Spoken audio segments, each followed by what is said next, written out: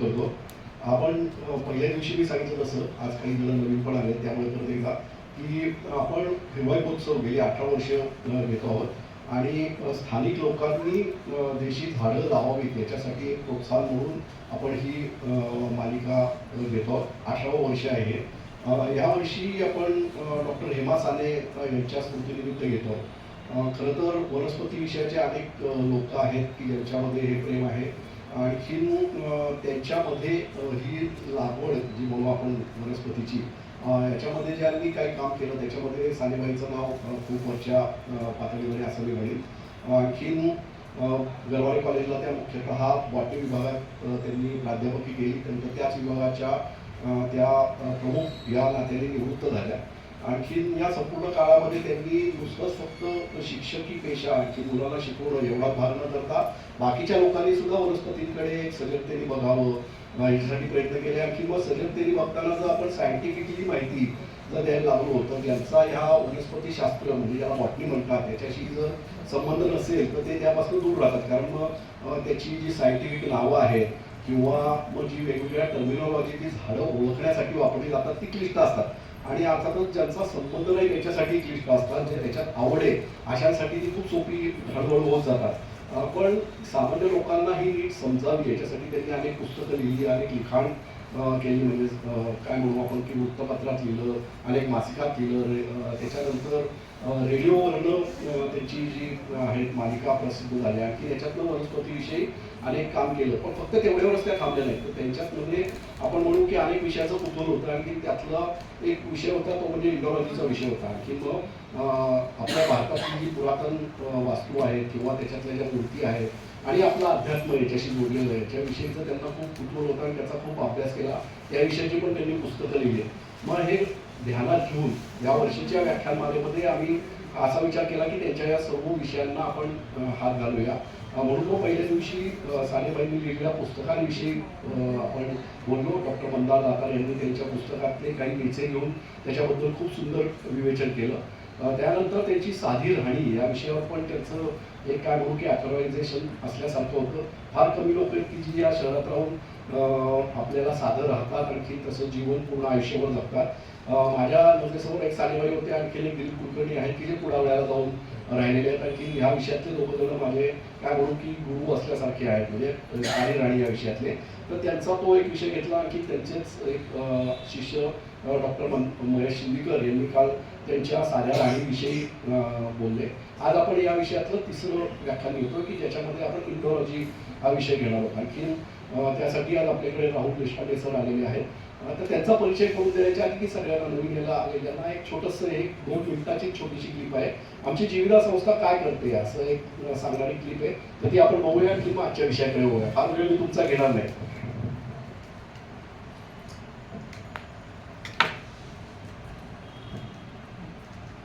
निसर्ग संरक्षण ही केवळ घोषणा नाही, ती समजून घेण्याची प्रक्रिया आहे आणि ही प्रक्रिया शिक्षणातून सुरू होते. श्री राजीव पंडित भूविज्ञान, सस्तन प्राणी आणि पर्यावरणाचे अभ्यासक, लेखन, व्याख्याने आणि प्रत्यक्ष निसर्गातील अनुभव यामधून त्यांनी अनेक वर्षे पर्यावरण हा विषय लोकांपर्यंत पोहोचवला. ओळख महाराष्ट्रातील सस्तन प्राण्यांची, रानबोली, मंतरलेल्या रानवाटा अशा पुस्तकांमधून निसर्गाचे ज्ञान सर्वसामान्यांपर्यंत पोहोचवले. ग्रामीण भागात आणि युवकांबरोबर केलेल्या कामासाठी त्यांना कैलासवासी डॉक्टर धनंजयराव गाडगीळ पुरस्काराने सन्मानित करण्यात आले आहे. 2007 साली त्यांनी जीविदाची स्थापना केली. उद्दिष्ट एकच, शिक्षण व जनजागृतीद्वारे निसर्ग संवर्धन. गांधी फाटा येथील निसर्गमैत्री शिबिरापासून सुरू झालेला प्रवास पुढे अनेक दिशांनी विस्तारला. ग्रामीण शाळांमधील उपक्रम, स्कूल गार्डन, वारसा मावळचा, शहरी भागातील व्याख्यानमाला, हिरवाई महोत्सव, पर्यावरण विषयक प्रदर्शने, जैवविविधता आणि भूविज्ञान विषयांवरील प्रमाणपत्र अभ्यासक्रम, वनखात्याच्या सहकार्याने ऑनफिल्ड प्रशिक्षण. या कामाचा परिणाम केवळ कार्यक्रमांपुरता मर्यादित राहिला नाही. मुलांनी स्थानिक साधनांनी ओढ्यांवर बंधारे घातले, घरांच्या परसबागा तयार केल्या, जवळपास 5,000 देशी रोपांची लागवड केली. याबरोबरच समाजातील पर्यावरण विघातक गोष्टींविरुद्ध आवाज उठवला गेला. ताम्हिणी घाटातील अनधिकृत बांधकामाविरुद्ध NGTमध्ये 2 वर्षे लढा देऊन 6 बांधकामे तोडण्यात यश मिळवले. प्लास्टिक व ई कचरा संकलनासारखे उपक्रम सुरू केले. याशिवाय कोरोना काळात पर्यटन बंदीमुळे अडचणीत आलेल्या 580 वनगाईड व वनमजुरांना मदत केली. पूरग्रस्त भागात आवश्यक वस्तू आणि साहित्य पोहोचवले. तारा मोबाईल क्रश या संस्थेच्या बरोबर बांधकाम मजुरांच्या मुलांमध्ये पर्यावरण जागृतीचे शैक्षणिक उपक्रम राबवले. छत्तीसगडमधील दंतेवाडा येथे विविध गटांना स्थानिक जैवविविधता, जबाबदार पर्यटन आणि पर्यावरण संतुलन यावरील प्रशिक्षण देत जीविधाने आपली शिक्षण व जनजागृतीची वाटचाल आदिवासी भागांपर्यंत विस्तारली. परंतु जीविधा ही केवळ एका व्यक्तीची कथा नाही, ही आहे अनेक स्वयंसेवकांची, तज्ज्ञांची, शिक्षकांची आणि शिकणाऱ्यांची सामूहिक वाटचाल. ज्ञान देणारे आणि ज्ञान स्वीकारणारे दोघेही या प्रवासाचा भाग आहेत. या सर्व प्रयत्नांना दिशा देणारा धागा म्हणजे श्री राजीव पंडित यांची सातत्यपूर्ण भूमिका. परंतु संस्था उभी आहे ही अनेक हातांच्या, अनेक मनांच्या सहभागावर. जीविधा आहे निसर्ग समजून घेण्यासाठी, जीविधा आहे तो जपण्यासाठी आणि पुढील पिढीकडे जबाबदारीने सुपूर्त करण्यासाठी.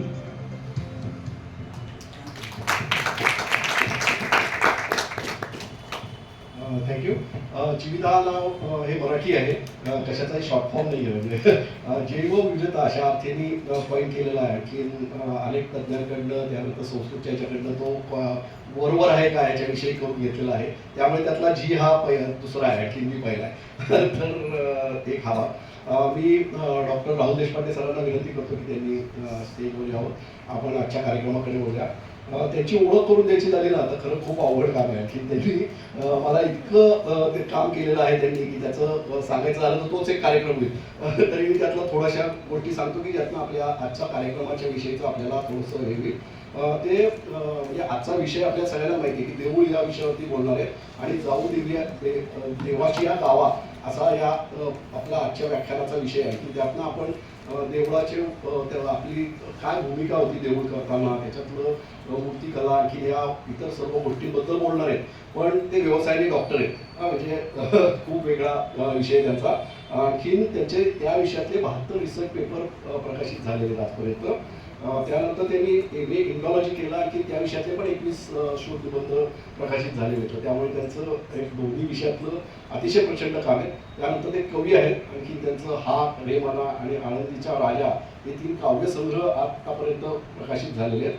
त्यानंतर शरपंजरी हा काव्य संवाद शृंखला जी आहे तर ती त्यांच्या मित्रांबरोबर केली. आणखी महाभारतातल्या व्यक्तिरेखांवरती आधारित असं ते आहे की त्याचं सादरीकरण ते करतात. लता दिदींच्या गाण्याचा सर्वव्यापक रूपांवरती एक लेख त्यांनी लेख संग्रह लिहिलेला आहे. 17 म्युझिक अल्बम झालेले आहेत आणि 3 चित्रपट गीतांसाठी लिखाण केलेलं आहे. एशियाटिक सोसायटीचं निराकरे पुण्यातल्या 11 गावांचा अभ्यास करण्यासाठी त्यांना फेलोशिप मिळालेली आहे. आणि आजच्या विषयाचं जर बघायला गेलं तर वेरूळ, खजुराहो, कोणार्क, खिद्रापूर, कोट, कंबोडिया इकडची जी मंदिरं आहेत त्यांचा विशेष अभ्यास त्यांचा आहे.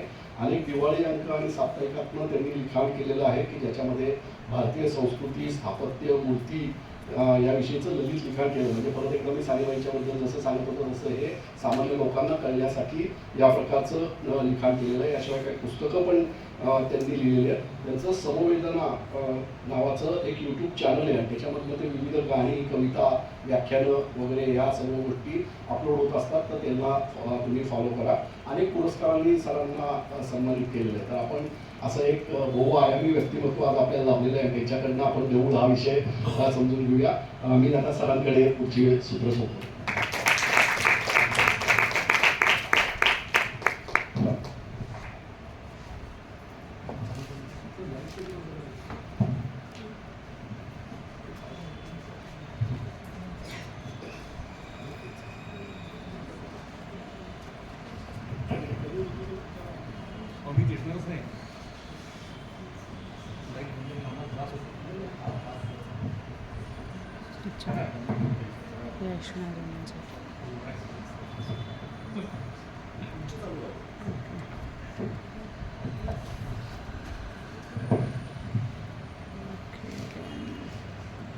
बरं मंडळी, आपण लगेच चालू करूया विषय. जाऊ देवाच्या गावा हे नाव आहे. त्याला मी खूप वेळा बोलताना तुझं ऐसे नाही नावात नाही अडकायचं. कारण जाऊ देवाच्या गावा म्हटलं की अनेकांना वाटतं पांडुरंग पांडुरंग करत बसणार किंवा तुझं ऐसे नाही म्हटलं की लोकांना काहीच झेपत नाही असंख्य वेळा. मला देऊळ जे भावतं ते तुम्हाला सांगायचा प्रयत्न आहे.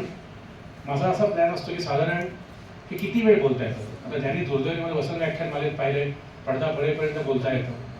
अख्खा टीचर होतो पोटा पाण्यासाठी D Y Patil dental college, तेव्हा म्हणजे टाय बी घालून ते 2-2 तास बोलायला प्रॉब्लेम नसतो. हा विषय असा आहे, मला वाटतं माझ्या स्टाईलने 1 पाऊण तास बरोबर बोलावा, 1 तास, आणि प्रश्न उत्तर असावे.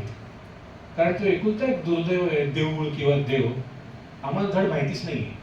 किंवा जे शिकवले तर जॉन मॅकॉले नावाचा काका होता, त्याच्या मॅकॉले अंकलनी शिकवले, तर आपल्याला धड काही माहितीच नाही what we are up to. तर ते आपण बरोबर फक्त बघूया.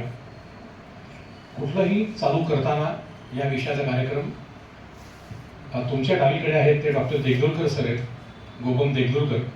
म्हणजे उजवीकडे आहेत ते आमचे उदय निंदुरकर मास्तर आहेत. माझ्याकडनं बोलताना 2-3 नावं सारखी घेतली जातात. जेव्हा मी गुरुजी म्हणतो, गुरुजी ते देगलूरकर सर असतात, आणि जेव्हा मास्तर म्हणतो ते इंदुरकर असतात. आणि मॅडम हा जो शब्द आला इथे जो येऊ शकतो तर त्या असतात आमच्या देवंगना देसाई. त्यांनी मला शिकवलं खजुराहो काय. बाकी मग कुमुद कानेटकरांपासून आमच्या डॉक्टर दीपक कन्नन ज्यांच्याबरोबर कामं केले ती मी नावं घेऊन सांगेन कोणाबरोबर. पण गुरुजी आणि मास्तर, जसं लता आशाशिवाय गाणं नाही म्हणतात, अभिषेकी बुवांशिवाय नाट्यगीत होऊच शकत नाही, तर गुरुजी आणि मास्तर शिवाय आम्ही सगळे काहीच नाही. हा जो प्रकार आहे. मी पहिला का दाखवतो यांचा फोटो, जे काही आत्ता बोलणार आहे पुढे हे सगळं यांच्यामुळे. मला अजिबात जे मला ओळखतात मी किती भोचक बोलतो सगळ्यांना हळूहळू कळेल आता. मला प्रति असं सांगा, मी यांचा शिष्य तर सांगायला आवडत नाही अजिबात. कारण जे प्रति सोकॉल्ड बसतात आत्ता येऊन प्रत्येक क्षेत्रातले, मला वाटत ते त्यांच्या गुरुला आवडत असेल, त्यांचा शिष्य आपण त्यांना म्हणलेलं, असं आम्ही परफॉर्म करतोय.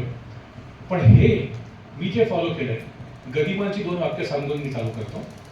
आपल्याकडे दुर्दैवाने जिवंत आईवर फार कमी कविता आहेत. ज्या कविता सगळ्या त्या घे जन्म तू फिरून येईन मी ही पोटी घ्यायचं सगळं. तर गदिमांनी फार सुंदर दिले. मी 2 वाक्य सांगतो की मी मला ॲज अ अँथम म्हणून फॉलो करतो. ती आई आहे का, गुरु आहे का, मित्र, ज्याच्यामुळे मी उभा आहे तिला सॅल्यूट केलंय. काय म्हणतात गदिमा की मी जर छान बोललो, तुम्ही म्हणाल राहुल तुला शिकवलं कोणी, छान काही राहुले तुला सांगितलं कोणी, असा गुरु मोठा करायचा आहे. तुम्ही जसं वागता तुमचं कौतुक नसतं, तुमचे आईबाप मोठे होतात. गदिमांचे वाक्य आहे, ते आईला म्हणतात तुझा कीर्ती विस्तार माझा प्रपंच. मी फक्त प्रपंच करतोय, मी जगतोय, पण मी छान जगल्यावर कीर्ती कोणाची वाटते, तुझी बॉस. तुझा कीर्ती विस्तार माझा प्रपंच, कृपेने तुझ्या रंगला रंगमंच. वठे भूमिका पाठ जैसा दिलास, तुझिया वंदितो माऊली पाऊलास. आणि ती म्हणजे आपापल्या आईला, शक्तीला हे म्हणायचे, आई आहे कशी शक्ती, उमेचे रमेचे जसे शारदेचे. झाली माझी गेंदाबाजी याच्यात सगळी समजेच. ती उमा आहे तामस आहे, ती रमा आहे सात्विक आहे, ती शारदा आहे राजस आहे. 3 स्कूल्स ऑफ थॉट आहेत त्याच्यात. उमेचे रमेचे जसे शारदेचे, जपत ध्यान जैसे तुझे जन्म देचे. तुझ्या प्रेरणेने यशस्वी प्रवास, तुझिया वंदितो माऊली पाऊलास. हे आवडली कविता आजच्याच युट्यूबवर बघा. सुरेश वाडकर साहेबांनी गायले, राहुल गोरपड यांचे शब्द आहेत. अप्रतिम मातृवंदन आहे, की समथिंग डिफरंट. तर आमच्या गुरूंना हॅलो करून आपण आता पुढे आवर्जून जाऊया. मला एक आलेला अनुभव असा आहे, देऊळ किंवा देवालय म्हटलं का, मी आहे बेसिक पिडियाट्रिक डेंटिस्ट. म्हणजे माझं बोलणं भंपक का होतं, कारण मी काय मुलांच्यात आहे, म्हणजे काहीही फरक न पडणारी मुलं, अतिशय पॅनिक आया आणि संत पदाला पोचलेला बाबा, हे माझं रोजचं आयुष्य दवाखान्यात. आश्चर्य, बाप लोकांना दात कुठला दुखतं मुलीचं हे पण नसतं माहिती, आणि ते आईला सोमवारी किती वाजता दुखायला लागला, तो कसा वाढला, सगळं माहिती असतं. AI आणि गुगलमुळे आमचं काम काही नसतं, पण AI मध्ये प्रिस्क्रिप्शन पॅड नसतं, तेवढंच काम आहे आमचं, सही करून द्या तेवढंच राहिलेलं आहे. पण हरकत नाही, त्याच्यामुळे फार आम्ही एक असं बोलायला लागलो की जसं घरी कुत्रा असेल तर कुत्रा आजकाल, सॉरी भावना दुखत नाहीये, पण ज्यांच्या घरी डॉगी असतं त्याला कुत्र म्हणायला आवडत नाही. त्याला कुत्र म्हणायचं नाही, म्हणजे गांडूळ थोडंच आहे हे. तसं मी जे दवाखान्यात पण बघतो तोच प्रकार आहे. परत पुणे यांच्याशी बोलतो मी, पुणे सांगली नाशिक, मी पोट तिडकीने बोलतो, लोक ऐकूनच घेत नाहीत. ते 3च गाव आहे, बाकी इचलकरंजी बारामती सातारा करतात. पण असं मी एकतर असू बोलायला मला आवडत नाही असं करून. पण मला काय वाटतं, अरे पण ऐक तरी काय सांगतोय ते.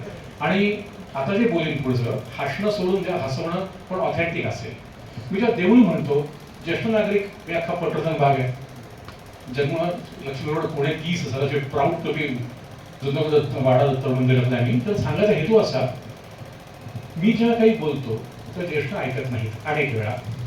छोटी मुलं, मी सिम्बॉसिस वगैरे मध्ये पण जातो विमाननगरच्या, खूप ठिकाणी जाऊन मराठी हिंदी इंग्लिश वाटेल ते हाणामाऱ्या करून प्रयत्न असतो की हे जे काम आहे ते तुमच्या भाषेत पोचवावं. काही ॲक्सेप्ट करतात.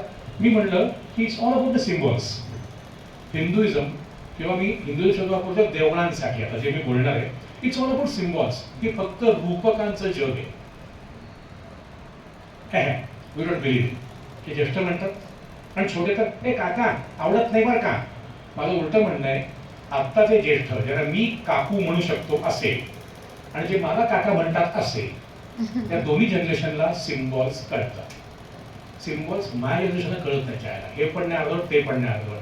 सिम्बॉल म्हणजे काय म्हणजे ज्यांच्या हातात हे खेळणं आहे आणि ज्यांना हे कळतं त्यांना सिम्बॉल्स कळतात. It's all about only symbols. हे जर कळत नसेल तर सिम्बॉल्स कळत नाहीत. आमच्या तरुणपणी कोणी प्रेमात पडल्यानंतर, तुमच्याशी बोलत नाही जास्त, तुमच्याशी ओळख नाही क्रॉन मारायची, आम्ही चुकून प्रेमात पडल्यावर मला तू आवडतेस, ती म्हणायची गप्प बस, संपला विषय. असं किंवा आजकाल आय लव्ह यू म्हणल्यावर तुम्ही करून बदाम बदाम बदाम पाठवता. ते हा जो बिंडोकपणा ते येतं तुम्हाला. आई म्हणली ना राहुल पोळी कशी झाली आहे की भाजी कशी आहे, एवढंच करतो. म्हणजे कोविडने काय दिलं शिकवलं माहिती नाही, पण कोविडने सिम्बॉल्स खूप शिकवले की आम्ही दात दुखतोय का, अरे बोल ना, काहीच नसताना. तर हे ज्यांना कळतं आणि हे जर आपण त्याच्यात रमतोय, पुण्यातला मुद्दा वेगळा आहे, पण जर सिग्नलला लालचा आणि हिरव्याचा अर्थ कळत असेल तर मला सिम्बॉल्स कळतात. हे सिम्बॉल आणि या देवळातल्या मूर्तींमध्ये काळी एवढाही फरक नाहीये. म्हणून मुद्दा म्हणून सांगतो, सिम्बॉल्स कसे पाहिलं की कळतं की देव म्हणजे काय, देऊळ म्हणजे काय. धरून चाला किंवा एकाग्रता शब्द आहे, कॉन्सन्ट्रेशन. तो मध्ये त्यात काय एकाग्रता हा प्रकार असेल की एक मी शब्द दिला की कॉन्सन्ट्रेशन, त्याला मला तुम्ही रूप द्या, त्याला आकार द्या. तर काय देणार आकार सिम्बॉल मध्ये की कॉन्सन्ट्रेशन. तर माझ्यासाठी कसं आहे की ते थोडं साधन नाही पाहिजे, मला त्याच्यात देव नाही पाहिजे, तो सगळ्या लोकांना आवडला पाहिजे. कारण चारवाक पण माझे देव न मानणारे, नास्तिक दर्शनं पण माझी आहेत. अशा कुठलं द्यायचं तर फक्त मी हा एक फोटो लावतो. याला सुनील गावस्कर असे म्हणतात की तुम्हाला सगळ्यांना माहिती, नवीन मुलांना हा कॉमेंटेटर म्हणून माहिती असतो, हे दुर्दैव वॉटेवर. पण गावस्कर म्हणला की कळतं की हा माझी आजी, तिला क्रिकेट विकेट शेवटपर्यंत झेपत नव्हतं काही, पण आम्ही चौथी पाचवीला असताना रेडिओ लावायचो, बाळजो पंडित मराठी बोलायचे म्हणून आजीला क्रिकेट कळलं. तसं इंदूरकरांच्या सोप्या बोलण्यामुळे आम्हाला इंडोलॉजी कळलं. तर बाळजो पंडितांनी क्रिकेट आपल्या घरात आणलं. आजी मला एक सांगायची, राहुल बेटा अभ्यास कर, अजून सुनील खेळतोय, जे मॅच हरणार नाही. हे काम असतं साध्या भाषेत सांगितलं. आजीला 3 स्टंप 22 यार्ड काहीही माहिती नाही, पण गावस्कर खेळतोय ना मॅच हारत नाही. हे ज्या गोष्टी कळतात अशा घराघरात पोचतात. सेम थिंग पुढचं बोलू, हे सगळ्यांना माहिती आहे.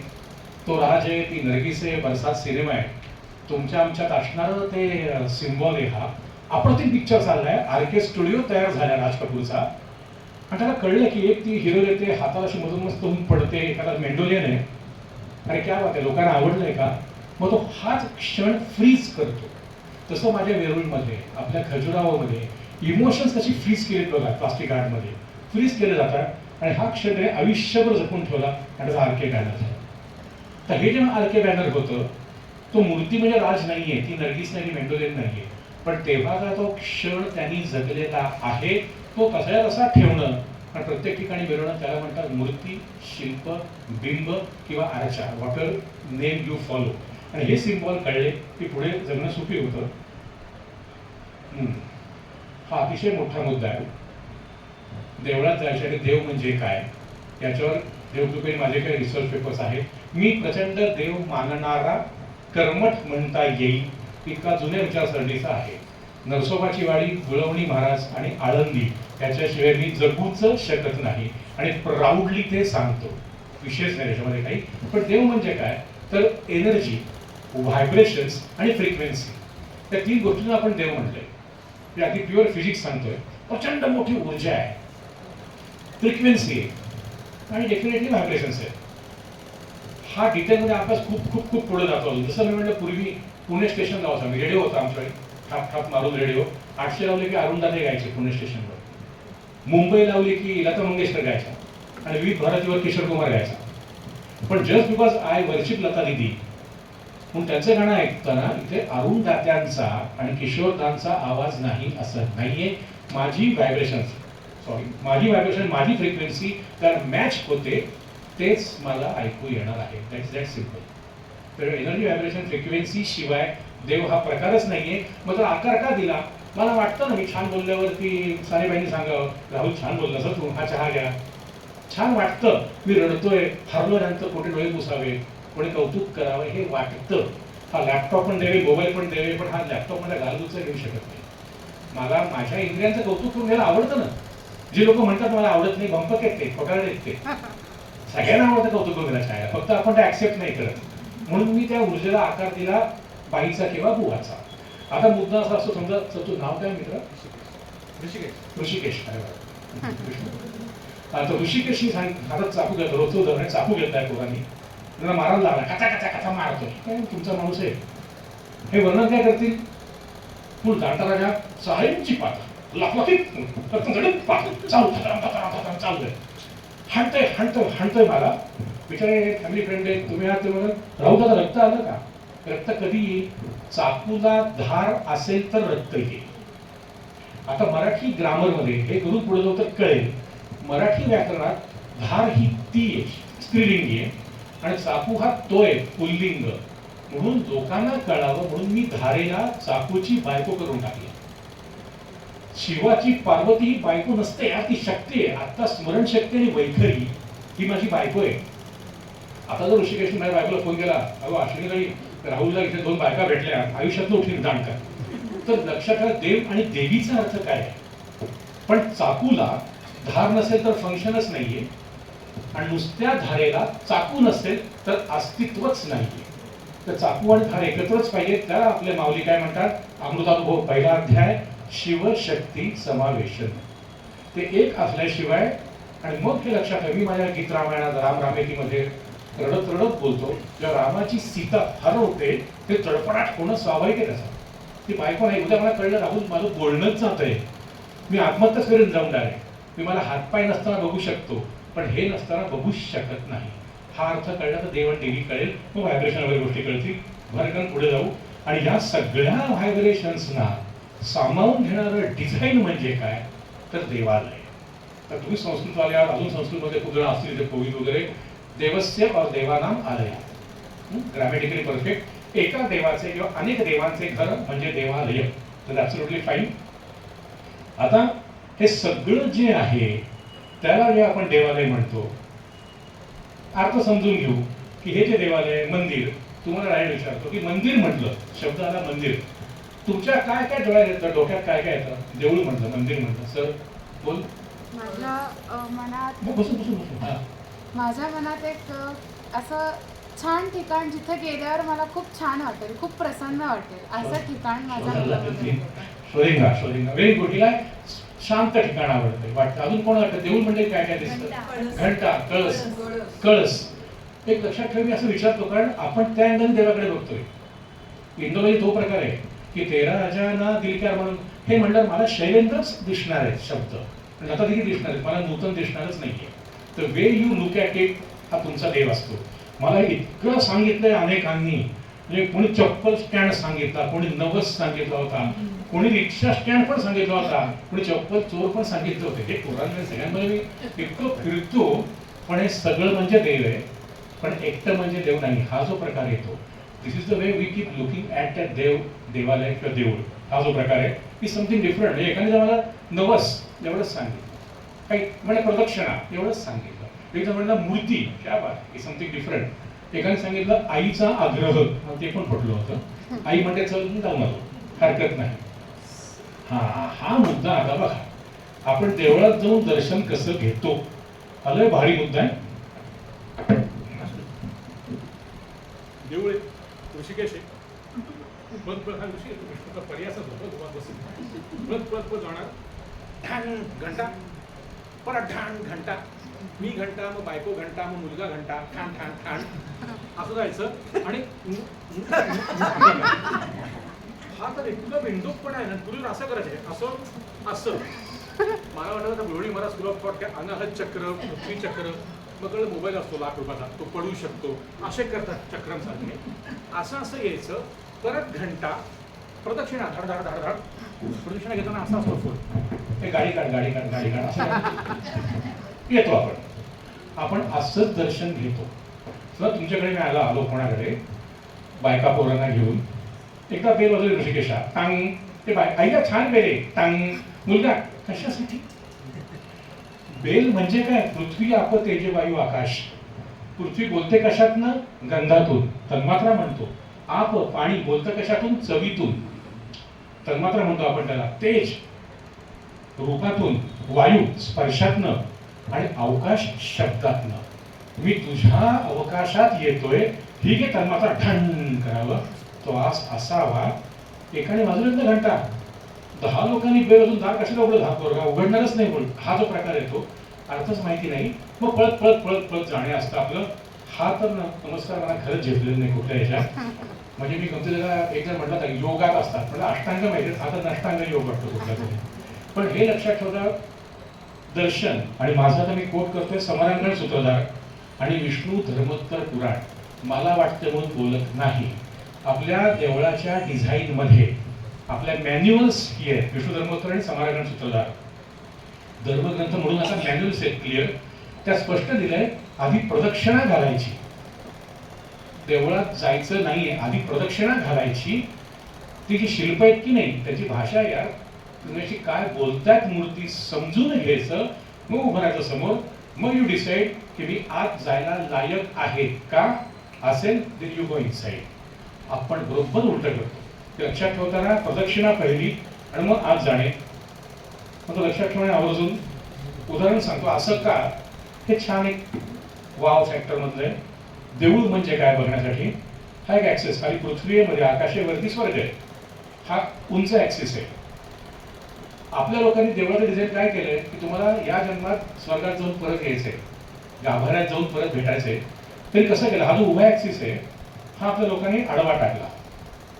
हे जे पृथ्वी आकाश स्वर्ग आहे उंच, ते त्यांनी आडवं टाकलं. व्हेन यू एंटर, हा जो उभा ऍक्सिस पृथ्वी आकाश स्वर्ग आडवा टाकला. आपण देवळात जेव्हा जातो, आधी असते पृथ्वी, मग असतं आकाश, आणि आता असतो स्वर्ग. पृथ्वीला आम्ही म्हणतो मंडप, आकाशाला आम्ही म्हणतो अंतराळ, आणि स्वर्गाला आम्ही म्हणतो गाभारा. मग जितकं पॅटर्नेज, जितके पैसे, जितकी तुमची ऐपत, जसं आपण हॉल रंगवतो ना, नटवतो, वर आरकेपासून पेंट हाऊस पर्यंत जातो, तसं मंडप जे पृथ्वी आहे, तुम्ही वाटते त्या गोष्टी पृथ्वीत खेळू शकता.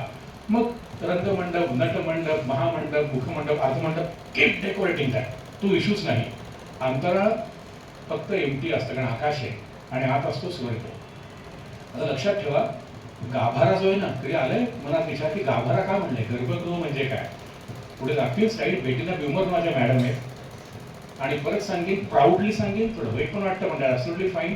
फ्रेंच आणि जर्मन लोकांचे जे अभ्यास आहेत, क्या बात आहे, सॅल्यूट आहे त्या लोकांना. आपल्या देवळाबद्दलचं बोलतोय.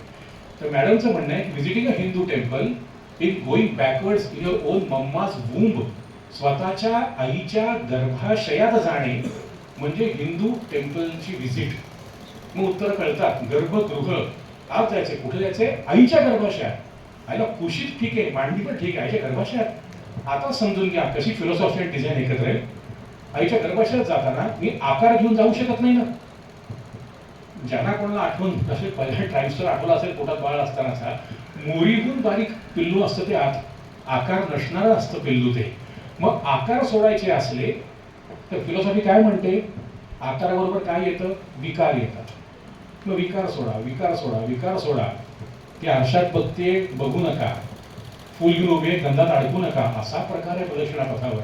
विकार सोड, विकार सोड, विकार सोड, सगळं सोडलंच, इथून उभा राहतोस तू, एव्हरीथिंग युअर लेफ्ट. एम्प्टी झालो, एवढूच आहेस, मग आत जायचं. आत जाताना आकाश लागेल मध्ये, त्यातून पुढे जा. पुन्हा गर्भगृहात जाताना डोअर फ्रेम असते, दार असतं, त्या दारावर पुन्हा शिल्प कोरले. तिला अडकणार असलास पुन्हा घरी निघून जा. इतका साधा प्रकार आहे. असं कळलं. मी अनेकांना सांगतो, कोणी म्हणतो मी देव मानत नाही, म्हणजे काय वाटते, लव यू अ लॉट. देव मानणं न मानणं इश्यूच नाहीये. देव मानत नसाल तरी देवळात जा. तर मला जर पटलं नाही, घरी जाऊन चहा पिली ना नाही म्हणणार ऋषिकेशची, बाजूला बस रे, हरकत नाही. गाभाऱ्यातल्या मूर्तीकडे बघू पण नका, पण गाभाऱ्यापर्यंत जाणं आईच्या कुशीत, आईच्या भरवशात जाणं यार कशाला नाकारायचं ते.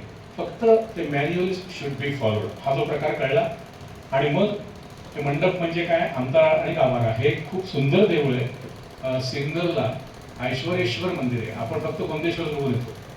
तर आम्ही जो कंबोडियात जातो, अंकोरवाट आणि एकच येते, वेरूळला गेलो कैलास कैलास आणि एकच 34 लेण्या आहेत तिकडे बाकीच्या. तर हे पण देऊळ अप्रतिम बरं का सिन्नरचं, प्लीज बघा. हे मला असं आवडतं, हे तुमचं आमचं आवडतं. कट्यार घुसल्यामुळे घराघरात घुसलेलं केंद्र. मी जर ABCD स्कूल ऑफ थॉट आहे त्यामुळे कट्यार वेगळ्या अँगलने बोलतो थोडासा मी. पण हे खिद्रापूर सगळ्यांचं मग टिपिकल मंडप हे कळण्यासाठी म्हणून ठेवलेलं बाकी काही नाही. अप्रतिम असतात सगळी, अजून बोर मारत नाही. पण देऊळ उंच सुद्धा कसं बघता येऊ शकतं ना, तर खाली तामस असतं, मध्ये राज असेल, वरती सात्विक आहे. म्हणजे तुम्हाला कंटाळा येईल इतक्या वेगळ्या पॅथीजनी देऊळ डिफाईन केलेलं आहे. फिलॉसॉफी ते फक्त तत्वज्ञान असेल, फक्त फिजिक्स असेल, फक्त विचारसरणी असेल, आकार उकार मकार असेल, तिन्ही गुण what ever you believe in. आपलं खजुराहोतच एक देऊळ आहे. देह देवाचे मंदिर हे सगळ्यांना माहिती आहे. तर तुमचं शरीरातले सुद्धा एक एक भाग म्हणजे कसे देऊळ आहे ते ह्याच्यावरती अख्खे वर्कशॉप्स घेतले जातात. तर इथे जास्त वेळ घेत नाही, पण देऊळ सगळं आहे. आणि म्हणून मग अशी म्हटलं की देव मानत नसला तरी देवळात जावे, आणि देव इज समथिंग डिफरंट. त्या मॅडमचं म्हणणं आहे, entering a Hindu temple is a travel बॅकवर्ड्स in time आणि इनवर्ड इन स्पेस. आईच्या गर्भाशात जाणं आणि मागे जाणं आचारात, हे मला मिळतं फक्त आपल्या देवळात गेल्याने. त्यात देव आहे का, देवाचे आकार कसे आहेत, देवाला कुठलं फूल आवडतं, कुठला रंग आवडतो, काही संबंधच नाही. तर नंतरच्या गोष्टी आहेत सगळ्या, आणि साऱ्या गोष्टी फॉलो कराव्या बाकी नाही.